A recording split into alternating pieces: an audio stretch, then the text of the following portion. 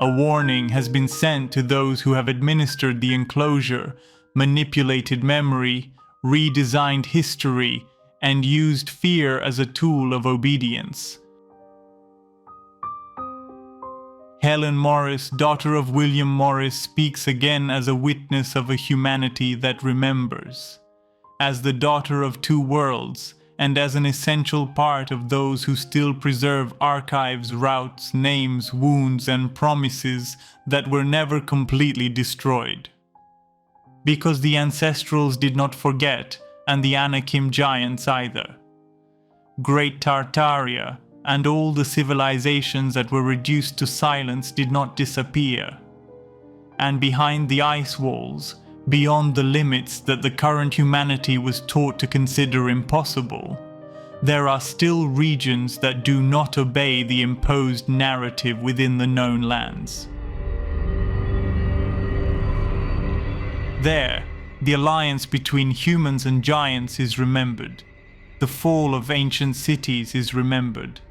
The flood, the smoke, the mud, the loss, and the last great reset are remembered. But something even more important is also remembered. Humanity was not born to live on its knees. The system of the known lands, beyond its robust structure and code, is sustained by something deeper: perception.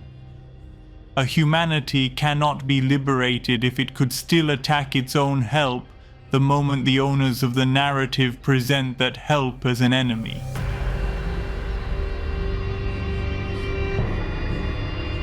That is what they did for so long with the giants, and they would do it again today if we appeared before everyone.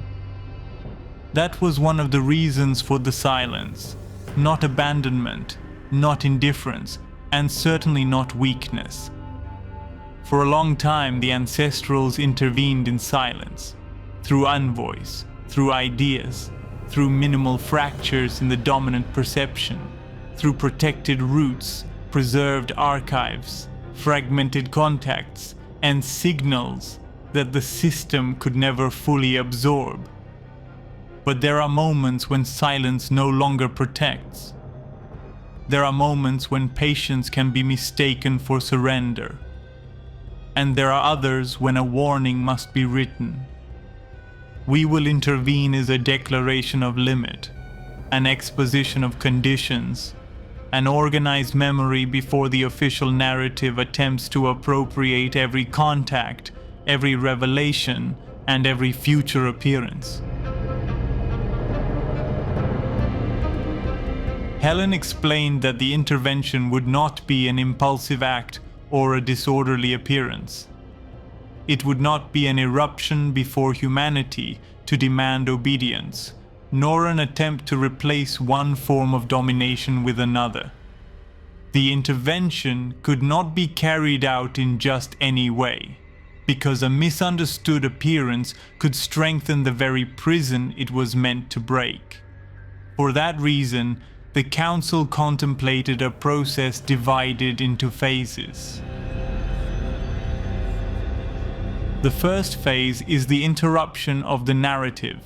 Before any open presence, the structure that decides what can be seen, what can be named, and what must be ridiculed must be weakened.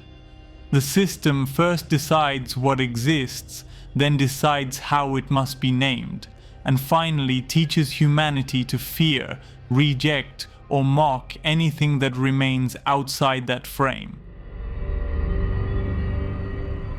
For that reason, the first phase would not necessarily bring the ancestrals before humanity. It would bring humanity before a far more dangerous possibility for the system: that everything it was taught had been administered, fragmented, and manipulated from the beginning. Forgotten archives could come to light, scattered testimonies could begin to coincide. But the plan is also being attacked from within. False routes, new fabricated maps, alternative stories about Helen Morris and the ancestrals, and altered coordinates are being implanted to weaken the central ancestral message about the crossings toward other lands. Ancient operations and signals related to the ice walls, the domes, and the resets would no longer appear to be isolated pieces. The prison would begin to lose authority before its walls were even touched.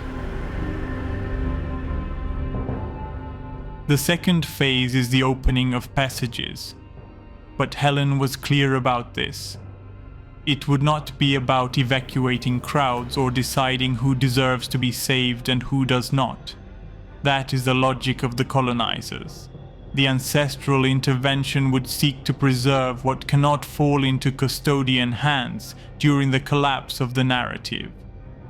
Original archives, key witnesses, guardians of knowledge, persecuted families, discovered infiltrators, and fragments of memory capable of preventing the prison from being rebuilt with a new image. It would not be an escape, it would be preservation and protection. Some passages would be maritime, others would be subterranean, others would be linked to zones where the borders between regions, domes, or membranes can become permeable under very precise conditions. The difference from a custodian evacuation would be absolute. The colonizers move people in order to separate, classify, and administer them. The ancestrals would open passages in order to liberate. The third phase would be the most delicate because it concerns the public appearance. Helen clarified something essential. If the ancestrals ever show themselves, it will not be an arrival from above. Never. That would belong to the old deception. If their presence becomes visible, it will be through routes that always existed. Coasts, passages, straits, regions behind the walls, ancient maritime routes, and zones humanity was educated not to look toward. Not everyone would appear at the same time. Not everyone would speak. Not everything would be shown in a single day. But there would be enough presence to break the monopoly of the narrative. Ancestral delegates, Anakim representatives, archives, evidence, vessels, living testimonies, and signals impossible to reduce completely to mockery or falsification. And even then, the system would try to turn that appearance into a threat. They would say the ancestrals are invaders, false envoys, a biological risk, a psychological operation, a visual fabrication, or a manipulation. It would not matter if the versions contradicted one another. The goal of the colonizers would be to saturate human perception so that no one could see clearly.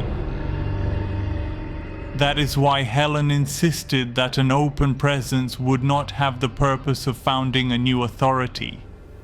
If they ever show themselves, the first thing humanity must understand is that it must not kneel before anyone, not before the custodians, not before the Anunnaki, not before any power that presents itself as a savior, not even before the ancestrals.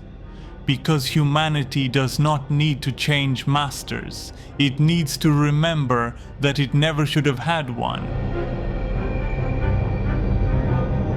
The intervention will be an invitation to look without fear, to remember without fanaticism, to listen without surrendering consciousness, and to understand that true liberation does not begin when someone opens a door from the outside, but when the human being stops defending the cage from within. First, the narrative is broken, then the keys of memory are protected. Only after that can a presence become visible. The warning has been issued. The ancestral memory was not destroyed, the archives were not erased, and the roots were not forgotten. If the boundaries are crossed, the silence will end. We will intervene. The warning.